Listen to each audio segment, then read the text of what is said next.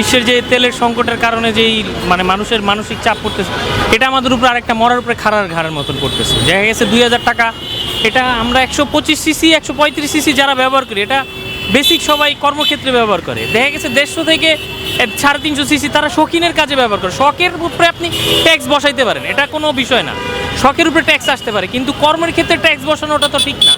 এটা আমাদের উপরে মানে একটা বাড়তি চাপ আইসা পড়ে। এখন দেখা গেছে তেলের দাম বাড়ছে, ভাড়া আমাদের বাড়ে নাই, আমাদের যে আগের ভাড়া সেই আগের ভাড়াই আছে, আরও বরং আরও যাত্রীরা কম বলে আমাদেরকে ভাড়ার প্রতি। এটা ট্যাক্সের তা আমাদের উপরে একটা জুলুম। এটা যদি গভর্নমেন্ট একটু চিন্তা ভাবনা করে তাহলে অনেক কিছু করা যেতে পারে।